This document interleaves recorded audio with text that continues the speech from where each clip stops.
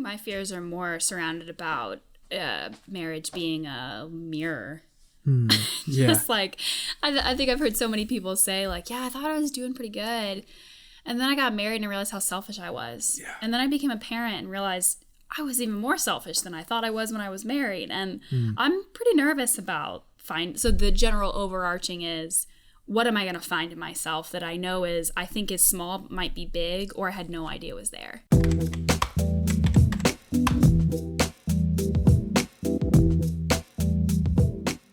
Hello and welcome to The Naked Gospel, where we re-envision together what it looks like to follow Jesus and to know him with our bodies, with our emotions, with our relationships, and particularly with our sexuality.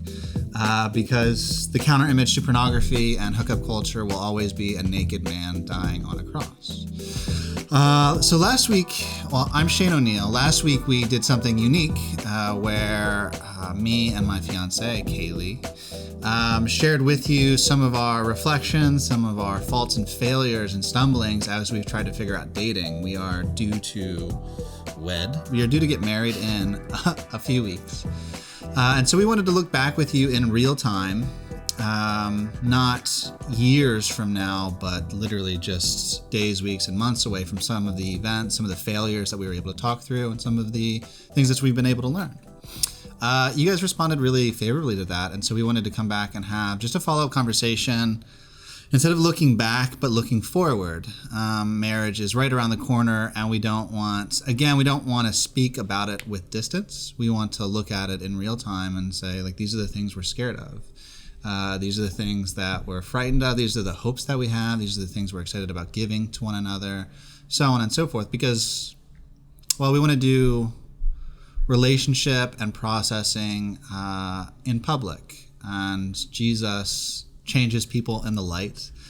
His way is the way of vulnerability. And so we just wanted to be transparent with you guys. Thank you for the feedback that we've been able to get.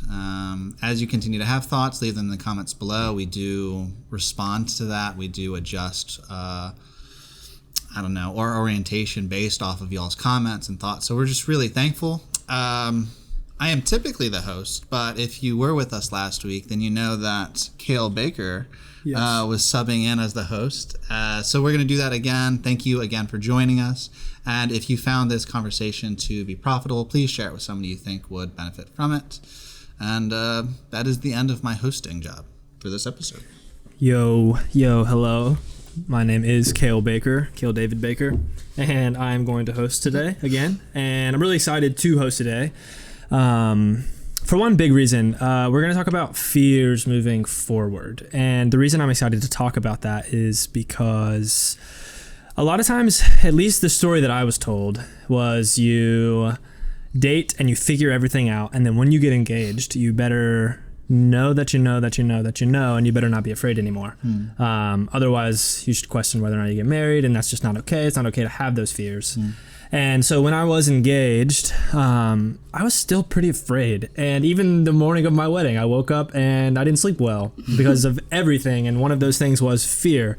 And I just didn't expect that. And I don't think the cultural narrative that I received told me that you're still going to be afraid. And so I'm excited to talk to you guys about fears, even in the midst of engagement. And so let's start with a question. Pretty vague, pretty broad. But as you guys are moving forward into marriage in a few weeks, what are you most afraid of?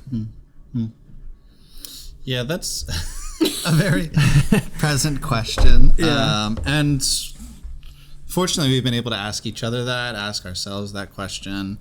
So we'll try and be as honest with you guys as we can, because that's probably a little bit more honest of a way to live. So how do you want to do this, babe? You want to go first or me? Go ahead. Yeah, actually. Yeah. Okay. Two things jump out from your question when it comes to fears as I look forward. It's actually one, I did spend,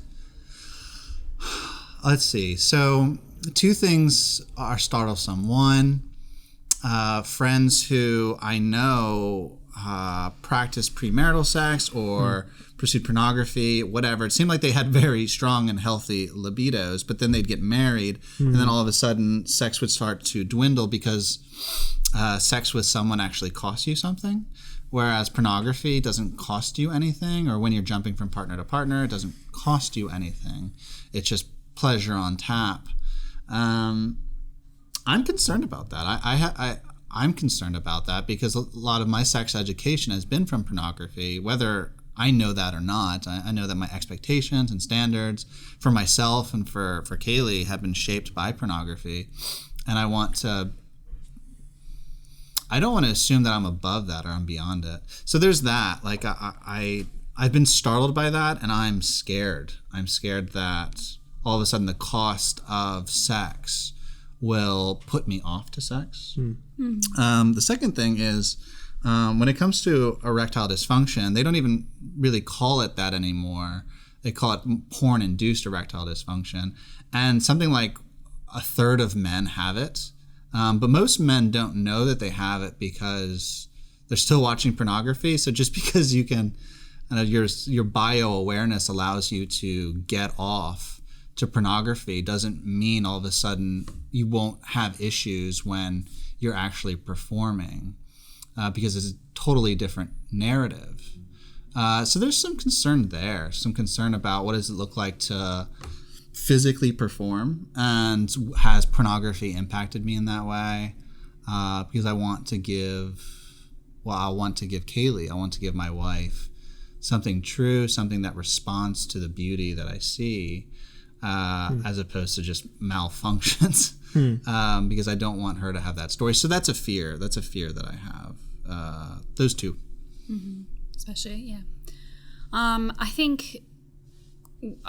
So along the same lines of him saying, I hear about these stories of my friends who had a libido and then they get married and then all of a sudden they don't really have the desire to have sex. And I can start a lot of arguments. I've heard that in marriages too. I think I also heard a story from friends who, I was with her through her dating life, and Shane and I were actually dating during her dating life, and we were discussing how challenging it was to keep physical boundaries in our dating relationship. And then now I hear of them saying, like, actually sex is painful and I don't really want to do it a whole lot, and I'm not really ever in the mood, or things like that. And I'm just like, oh man, like, I really hope that doesn't happen to us. Like, in my head, I'm not planning for that to happen for us. Obviously, I'm not sure who does. Yeah. But I also don't want to think that I'm the exception to the rule, that we're the exception to the rule. Like we talked about last time, we have had trouble with keeping boundaries. And I don't want the boundaries, I don't want that excitement and the joy of it to go away just because we're married and all of a sudden it's allowed. Is it like, I only like this because it's not allowed? Like, oh, that's a bad narrative. Like, that's not okay. Yeah, I don't want that. And then kind of on that in the same vein, like being afraid of, because we have crossed boundaries, that should evoke some sort of guilt in me. Like, I've crossed a line that I shouldn't have crossed. I went where I shouldn't go. I opened something I shouldn't have yet, in certain ways. And so my response with my automatic response is to kind of feel a little bit of guilt and be like, oh, like, should we have done that? Shouldn't we have done that? Like, it felt good. I feel bad that it felt good when I shouldn't have been doing it. And so I'm nervous that on our honeymoon and like moving forward, it's going to be a pretty hard narrative for me to untangle. Like, we should be engaging in these kinds of intimate relationships, intimate things, but then being worried that like I'm going to feel bad about it. And I don't want that. And I think I recognized that a while ago in our dating relationship. And that's kind of when we both kind of put our foot down. I was like, can we just stop? Like, we're getting married in like 2 or 3 months. Like, can we really just not wait? Because I noticed I was having that, and I was scared of that narrative following into marriage. So I'm scared of that. And I think the obvious, like, I'm scared that things are going to hurt. Yeah. Like, and I'm excited. I am genuinely excited about sex, but also I don't want to be so disillusioned that like, I'm so excited and it only hurts or mostly hurts. And it's like, like, I don't know how to, just nervous about that. And I guess maybe kind of along the same lines of the guilt thing, I think maybe kind of like there is being a virgin, I guess, is a part of my identity. So I am a virgin, and I think that is like somewhat, I think of it as highly esteemed. I don't know if that's still highly esteemed. It's maybe odd these days. But you take pride in it. Yeah, but I do take pride in it. And I don't think it's something that's like I accidentally ended up a virgin on my wedding bed. My wedding bed. I don't think that happened. So I think that's something that like Jesus and I have built together. Yeah. And so learning what does it look like to build with Jesus a holy sexual life as opposed to holy abstinence. And I think both are pure. So building a different kind of purity. But I am worried like, well, that is a part of my identity. Like I am still a virgin. Like not like, oh, I've made it, but oh my goodness, like by the grace of God, like we've worked on this together and I have been able to be obedient to that command. Yeah. So worried about that kind of shift in identity. Because all of a sudden in one night you're supposed to just give away what you've held on to for 27 years. Yeah, for years. Multiple decades. It's mind-boggling how I still don't understand how God's like, okay, don't do it then, but then when you make these vows, then go ahead and do it all the time. Like, wait a minute, I know that doesn't make sense. And maybe that's part of the mystery. The nuance of it. For sure. And there is, it's weird because within purity culture, something that we all grew up within and have allergies towards in some regards, there is a narrative that says abstain, abstain, abstain. And then it's like covenant is an open door into a whole new sexual utopia, when in reality it is relationship, it is holy and it's sacred. And I like the way that you talk about bearing your virginity into marriage in such a way that it was a holy virginity and it's going to be a holy sex. And both of those things are good. The question, I'll start with a question for both of you, unless you would like to add something first. I just wanted to say something right quick. There's a couple, Tracy and Dominic, who have been a big brother and a big sister to us relationally.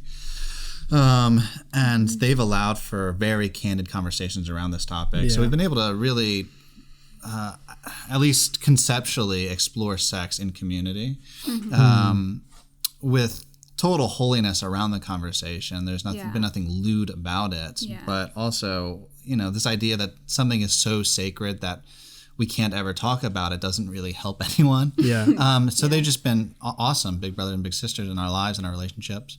But Dominic's been especially helpful for me with that when it comes to like this idea. Well, so Alistair Roberts and Dominic kind of coupled together this idea that the honeymoon is seen as this kind of Olympic event where you finally get to just tear into each other isn't a very helpful narrative, because it wouldn't be true if everyone were virgins. Because like if you were a virgin, it's like the first time somebody's seeing you naked, and you'd fumble around and it would be really quick, and it would be literally the honeymoon would really be the time set apart for you to try and figure things out, to play and to explore.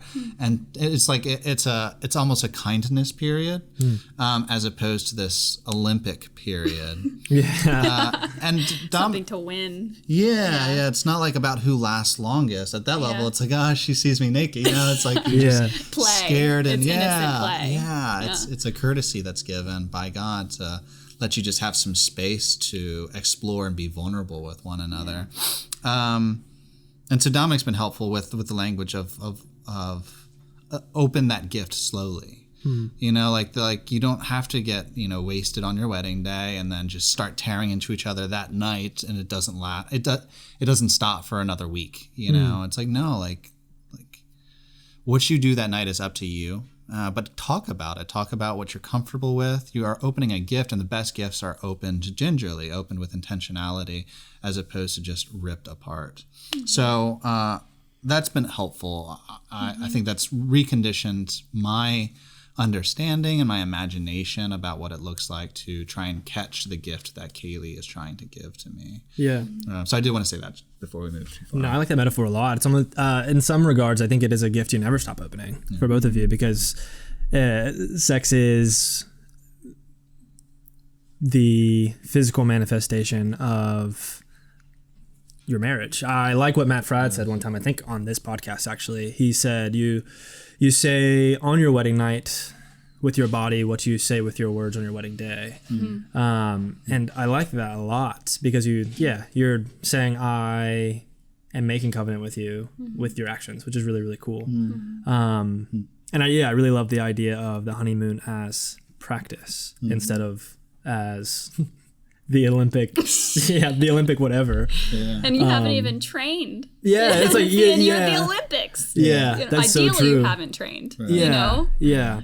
And with that, I do think that I'm curious because there is a weird sort of balance with the virginity stuff. It is a word that we mentioned last time. There's almost an allergy to it of like, oh, you're a virgin. You have 40-year-old virgin. That's clearly a joke. It's a comedic movie. And so it isn't something that's held in high regard anymore. And so, yeah, like how you touched on this a little bit, like how have you guys processed through unwrapping that gift together? I know you just mentioned doing that in community with Dom and with Alistair Roberts, but what other opportunities have you guys had to unpack that gift or plan for unpacking that gift within community? Because sex in community isn't really something that anybody talks about because that's quote unquote obscene. So how do you practice sex in community moving forward? Let's see. It's a great question. So my sister and brother-in-law, they've been married for a bunch of years. They've got 3 kids. They are amazing parents. When I think of parents that I want to be, I think of them. When I think of a marriage that I want to model mine after, I think of theirs. They got married, and their first year was real rough. I think they thought that sex in some way would save them, which is probably a story most of us have and don't realize. I know many people who are even like still watching pornography and believing that that problem will go away once they get married because they'll have sex. So they believe that it'll save them from that. And so there's just a bunch of different stories that we have about how sex will save us with intimacy and I'll finally be known and all sorts of things. But sex is very difficult and it's hard and it takes communication and it's messy. And no one really told them that. No one told my sister and brother-in-law that, and they've been very honest about their stories. So they try and be a resource to people they love. So they did this really cool thing with us. You want to tell them about it? Yeah. So she put together. Well, I guess together they did. Yeah. Together they put kind of like engaging sex with all of your senses kind of thing. So like even some of it had to do with humor. Honeymoon sex go pack. Yeah. To go pack, yeah. So, it had practical things like a specific lubricant that they've tried lots of different kinds of lubricants. So they were like, this is what we found that works. May not be your thing, but this is the best we got to recommend. Right. It's ethical. There's no sort of plastic in it. It's natural. It's natural. Yeah. And it doesn't cause rashes, those sorts of things. So they've really researched it. Yeah. Yeah. So and then there was some essential oils that they put together, like scents have a lot to do with being erotic. Aphrodisiacs. Like really remembering. Scents are a trigger for remembrance. So like trying to introduce some of that stuff on the honeymoon. That's really good. They had like the dice game, like humor. They had like a dice game in there, like a card game in there to just like, okay, like it's gonna be awkward, but just like if it's a game, you can just be silly and literal play. Sex as play. Yeah. And then they asked us, what questions do you have? And so I think we talked through actually some of the questions that we just said, like some of our fears. Yeah. And gave us the space to.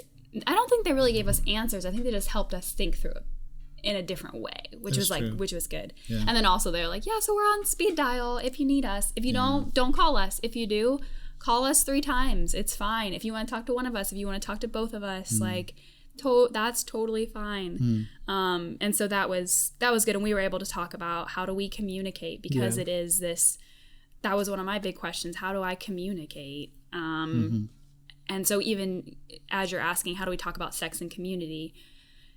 How do I communicate? Like, I know you're trying to like give me something that is pleasurable and kind, but actually that kind of hurt. Or I'm realizing as I'm learning my body and you're learning my body, slow is better than quick or quick is better than slow. And so how do you communicate those things? When do you communicate those things? Do you communicate them in the moment? Yeah. And also, how am I going to receive that feedback? I do want to be open to feedback, but also it's like that intimate space where it's not just like, oh, instead of putting pepper jack cheese on your sandwich, can you put Colby on my sandwich. It's not that. It's not that at all. It is communication, but it's just way deeper than that. And so we're communicating in community about how to communicate about sex with one another. I think is a big thing and even with Tracy and Dominic, I've talked with Tracy about how to communicate things, what her experience has been, some of the things that they believe about themselves in the bedroom, narratives that they have that they didn't realize they had until after they were married. Continuing to just have like dinners together, coffees together, and just be open about it. In other words, we've been fortunate to have some really baller relationships. Yeah, for some sure. older brothers and older sisters. For sure.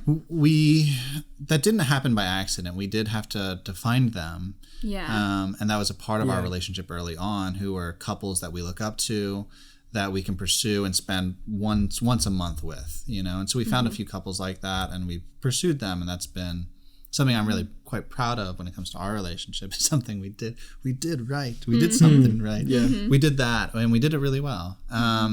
And these are people who will walk into marriage with us. It's not all of a sudden, oh, peace, like, hey, we're getting married now. We'll have it all figured out. And like, it's not like that. And so that's cool. And a lot of these couples are in direct contradiction to purity culture. They read Joshua Harris's books growing up. They influenced them in like youth groups and pastors. They preached that kind of sexual ethic, and a lot of them were disillusioned by it when they first got married. And so they had to do the hard work that Kaylee and I are able to inherit. And that's really what it is. There's that verse in Hebrews I love. It's something like, consider those who first spoke to you the word of truth. Consider the outcome of their way of life and imitate their faith.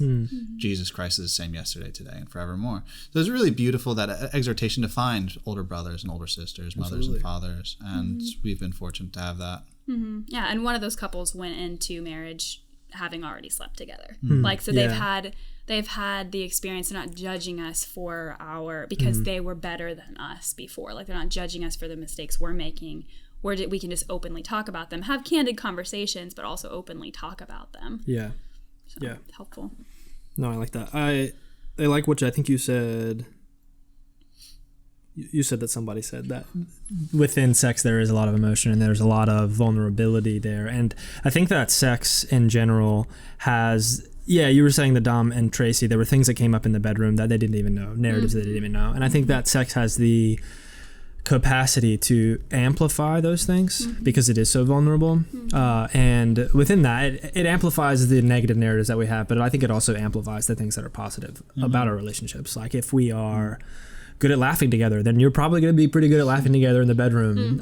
If you're not good at fighting about this specific thing, then you're probably going to be worse at it in the bedroom. And so it's exciting and scary all at the same time. And so using that as a transition point, sex amplifying different things about the relationship. There is it's going to amplify these narratives that you may or may not know that you have, but it's also going to amplify these really positive things. And so within that, there's excitement, and sex is exciting. So within that, the, I guess, inverse of the question, what are you afraid of? The positive, like, what are you excited about? First off, thanks for saying that. Yeah. I don't know why I got a bit misty-eyed when you said it. It's very hope-giving. So I think we're both pretty fragile, because I think we're scared pissless. Like, it is every time we see one another, thing, we're like, this is scary. What are we doing? Yeah. We were talking about it yesterday, about how ludicrous it is that you spend a year together, and then you say, after that year, I have enough data to decide that I want to spend every other year with you for the rest of my life, and I will make a vow. And it's like, the math on that is dumb. It's just stupid. Yeah. And then here we are doing it. It's like, oh man, it's crazy. So your words are life-giving. Yeah, there are. And that's one of them that you just said. And I think that's one of the things in preparation that we were talking about this, that Kaylee brought up, of friendship when it comes to... Can you phrase your question one more time? Can you phrase it one more time? Yeah, it's simply put, what are you excited about for sex? I think with kind of like what you were just saying, like what happens in the bedroom is kind of happens outside of life too. Like those things bleed into one another. There aren't like separate things. And so giving friendship, like I'm so excited to give him friendship. I'm excited to get his friendship too. Yeah. But like I'm so excited to give him friendship for the rest of our lives. Yeah. You know? And of course with that friendship, because we'll be married, we will be lovers. There's a verse, it's really cool. I found it, everybody always uses that I found the one whom I love, from Song of Solomon. But there is actually a verse that says, this is my lover and this is my friend.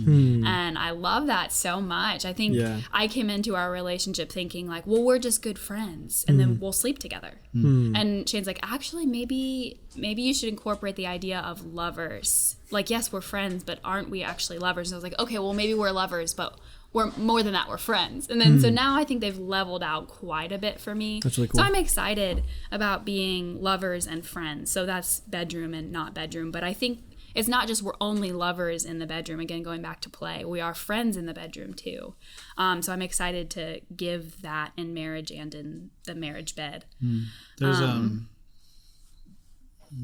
and I think that's important because most scripts, cultural scripts, are that marriage is just about being lovers, and so establishing a good friendship. And that was very meaningful for me to hear from Kaylee, that she's excited about giving me friendship. I thought that was a very endearing and precious thing. It is a precious thing to want to give. It's like, I know, I see your depression, I see your anxiety, I see how you struggle, I see the way you live, and I'm just really excited because I think I can be a really baller friend to you, and I'm excited to be a friend to you for the rest of your life. It's like, that's tender, so this is really cool. So I appreciate that.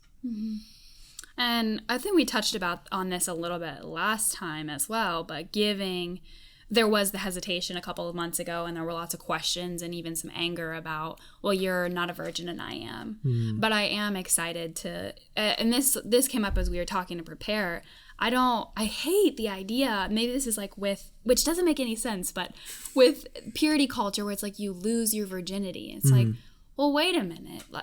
Unfortunately, you can lose your virginity in really sad, hard situations. That is, you can actually lose your virginity.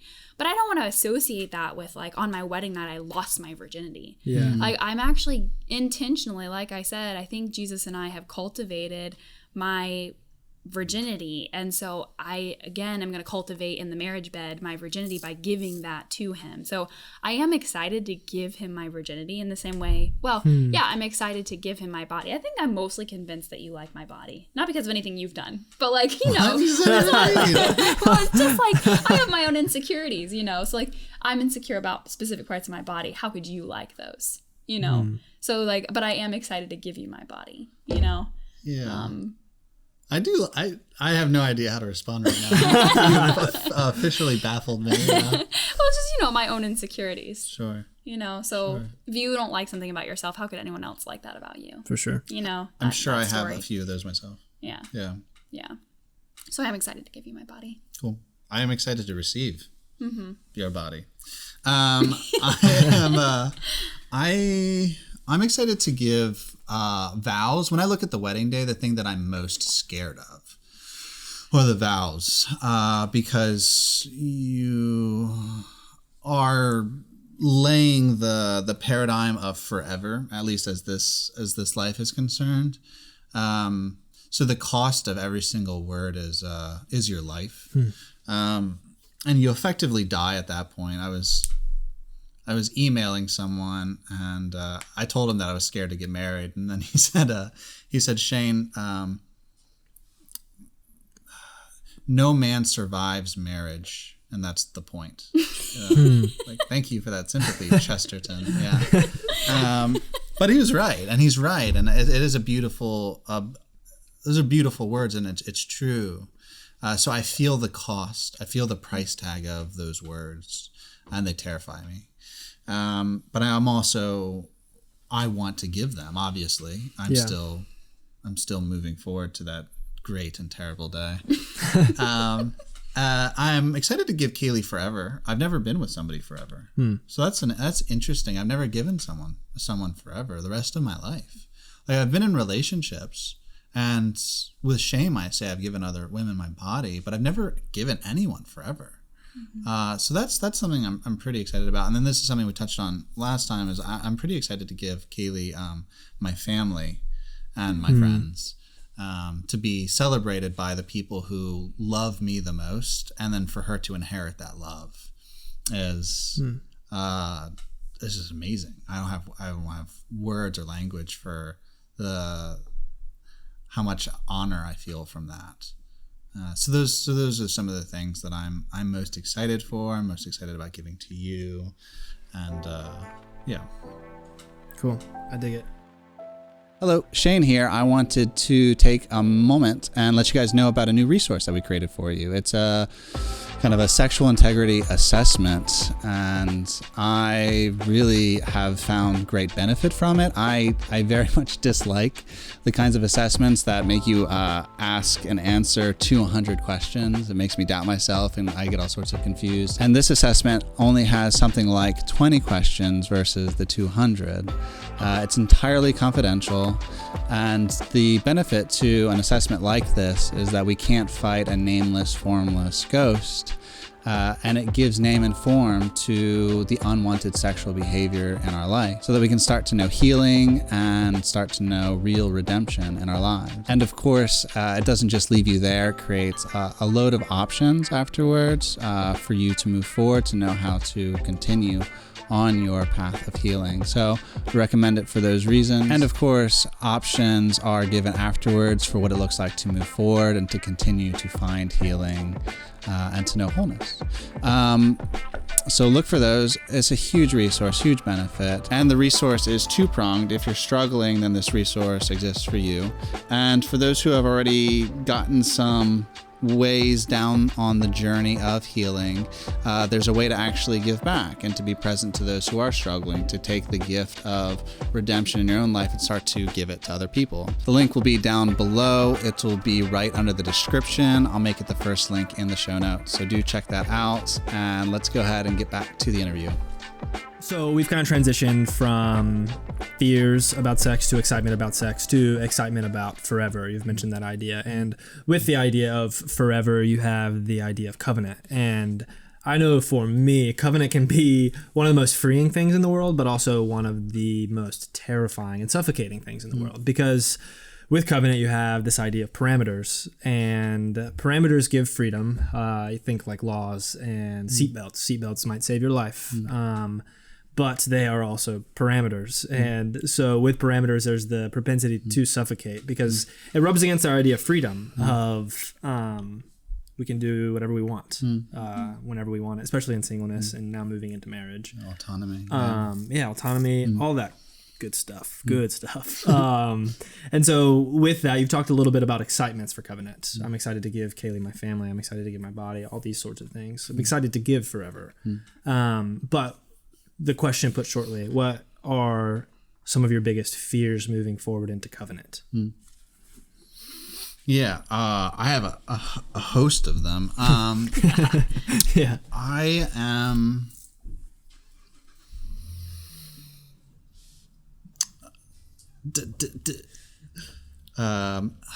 yeah, there's a host of them. I'm building off of what I said a few minutes ago.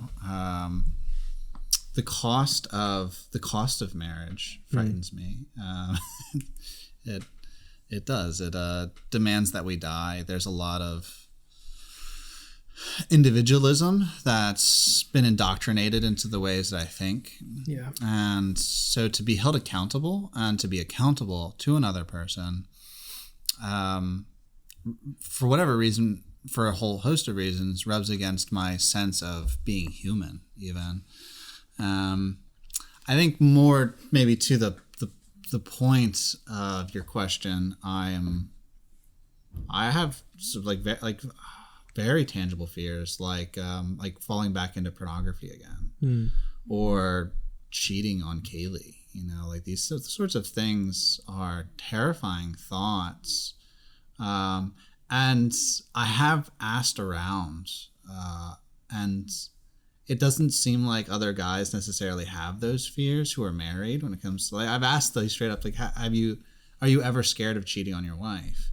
And to hear them say, no, and it's like, oh, it's like, that makes me feel good. Yeah. But yeah, it's like, I don't want to assume that my heart is better. I've seen things in my heart that, that constantly shock me, and so just continuing to live in the light with those fears, even if other people don't experience them, I want to be candid about them, because Kaylee is worth being real with, and she's worth having, and she's worth having rightly. So being as honest about those things as I can be is worth it to me. Yeah. I mean, even with the Ravi Zacharias, we did an episode on that a few weeks back, and it's like the life that he had is a fantasy that a lot of people have had. A lot of people have fantasized. They fantasize about getting sexual favors from masseuses, like during a massage, and so like he built up that fantasy. He was a silent partner in multiple massage parlors, and would get sexual favors from them, and he lived his life that way. And that's a huge genre in pornography. I mean, millions of people every day go and live in that fantasy. So I don't want to criticize him for something I've fantasized about before. Like, I've seen that stuff in my heart. It's only lived there for, like a microcosm of how he lived his entire life. It's just a nanosecond in comparison, but nonetheless, I want to be real about those things. So those are some real fears for sure that I have. And yeah.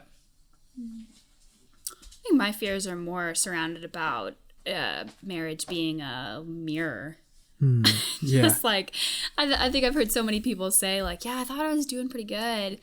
And then I got married and I realized how selfish I was. Yeah. And then I became a parent and realized I was even more selfish than I thought I was when I was married. And I'm pretty nervous about so the general overarching is, what am I going to find in myself that I know I think is small, might be big, or I had no idea was there. And I think too, it's kind of plays out in two specific ways. One is a little bit more maybe real than the other, or maybe more real. I'm not sure what the best word is, but I think I'm pretty afraid of like manipulating him, like on purpose. I think I've seen myself do that in our relationship already. And so I've been able to recognize like, oh, I was manipulating him on purpose. But I also think I've been able to look back and be like, oh, I think I was manipulating him there on accident. And so, and I see women do that. Yeah. Yeah. And I don't want to think that like, kind of like with him, like, I don't want to think that I'm an exception to that. Right. So I'm pretty nervous about that. I don't want him to become small and just a robot that I'm manipulating and becoming more selfish. Like, that's not the goal of marriage. You're supposed to iron sharpens iron. And if I'm manipulating him, and I'm nervous about that. Manipulating in a lot of different ways.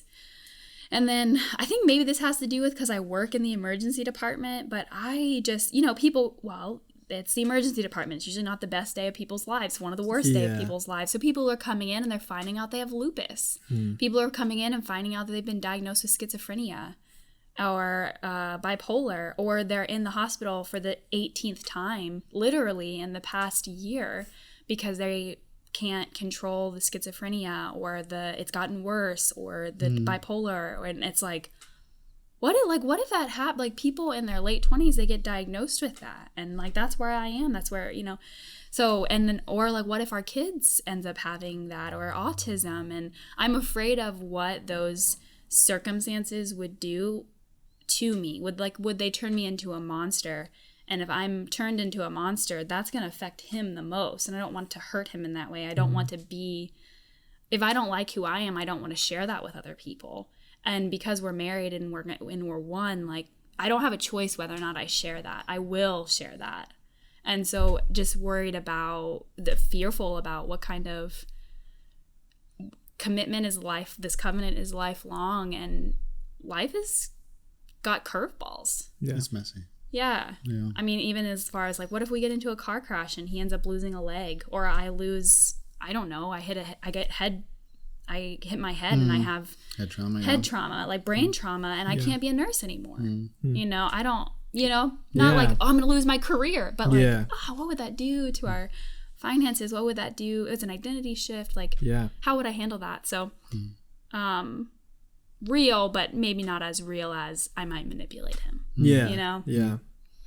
I do like how, your discussion of fears there sort of started spanning past marriage in some regards, because at this point, like, things that affect you now affect him. Like, what if I lose my job? Now that affects, like, your marital finances, however you want to say that. And so marriage, I think, does have the propensity to not activate new fears, but give a different light to the same fears. And so thank you both for sharing your fears. I think that it does give us all space, myself included, and anybody listening, it gives us space to be human with you guys. And so thanks for laying it out there on the table for us. One closing question, as we close out, on a more hopeful and not just ending with fear in this regard, but how has Jesus been present to you in your fears in that regard, either as a unit or just individually?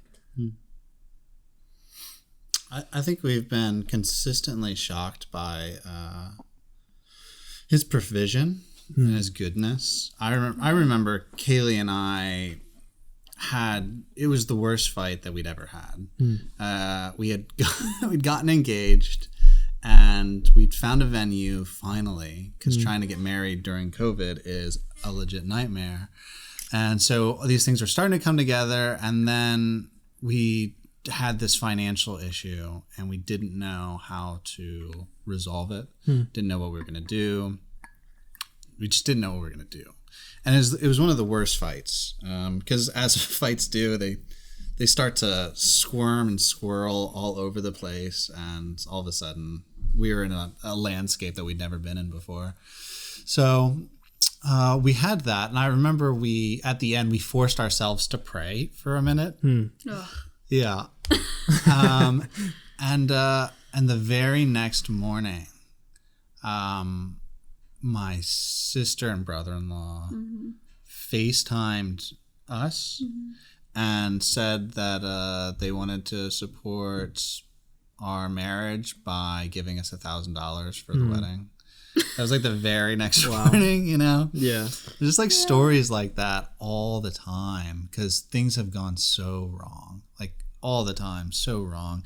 And then Jesus just stepping up and being like, I got this. I got this too. Yes, I got this as well.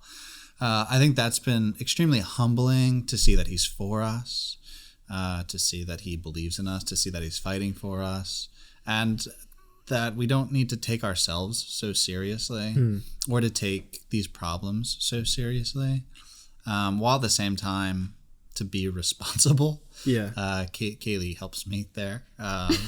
Just to be responsible, to actually look for Jesus as opposed to just make certain assumptions and maybe apathetically move through a situation that emotionally intimidates you. So that's what comes to mind immediately, how Jesus has been discipling me and reshaping my soul. I think my answer to that is more, again, because I'm not married yet, I don't actually know what oneness is. I think it is more like of an individual, how, I guess just generally trusting Jesus, that he has been faithful to me in my singleness. So if he is only ever all the time faithful, that is who he is, then I guess I can trust that he'll be faithful in my marriage. It'll look different, but he'll be faithful in my marriage. So I could list so many things. I think one of the most recent is work. Work has been really hard for me to find Jesus there. I don't know that I still see him there very clearly. It's still kind of muddy there. Yeah. Where is Jesus in the emergency room? I don't know. But I'm starting to see little threads. And so I think with a thing like marriage, all right, I'm just going to continue to be faithful and be vigilant and watching. So I think just on past experience, I'm going to trust that moving forward. My imagination isn't very vivid, so I don't have a lot of imagination for what marriage will be like, and then how to think about and ask Jesus, how will you be there? Yeah. But I think on past experience, I think that's what gives me a lot of hope. Yeah. So there's been an interesting kind of reorientation around. There's this kind of implicit fear that I've recognized inside of myself of every Christian is practicing marriage, whether you're married to another human being or not. We are practicing union, but Jesus is really, really gentle He lets us hide. He lets us fail over and over and over again. He lets us lie to him, like all sorts of things. And he's got a really big self-esteem. Like he can handle that stuff. He doesn't have an identity crisis. He doesn't become insecure. Me doubting him doesn't make him doubt himself, you know? But Kaylee's not God. And I'm not God either. So all of a sudden will expect the same kind of leniencies from Kaylee that I get from God, and realizing how poorly I treat him. You know, like I wouldn't ever be able to treat another human being the way I treat him. Yeah. And expect them to still be in relationship with me. And so that's been humbling and beautiful, learning how to treat God better by learning how to actually treat Kaylee well. And I don't know how this will play out, but I have the sneaking suspicion that marriage is difficult, not necessarily because you have to love someone else, but because you actually have to start loving yourself. That someone else is dependent upon you being well. Because if you're not well, if you're not healthy, then you can't love properly. You can't be present to them. You can't hear them, listen to them. You can't get stuff done. Yeah. So learning how to take care of myself has been probably one of the biggest lessons during engagement, that I'm interested to see how that plays out in union, because I see such a vivid mirror reflection in my relationship with God. And so being able to cast forward doesn't take a whole lot of vision, but from what I can see, that's what I do see, and that's how Jesus has been discipling me, and in preparation, I think that there's something of a road there. Yeah. It's a good stopping point as any. He is a good king, a good friend, and he's with us in our marriages. Thank you guys again for sharing fears and excitements. I think I said this before, but I'll say it again. There really is there's a shared humanity when we talk about our fears together. And so if you guys enjoyed this podcast today and it was helpful for you, it made you feel more human, then consider sharing it with a friend. With a friend, any kind of friend in any sort of context. And maybe that'll foster more conversations where you guys can share your fears and have good community and let Jesus be present to you in those fears. So if you liked it, then like it down below. Share it, subscribe, and I can't say that I'll be with you next time, but maybe I'll see you again. If not, thanks for being here.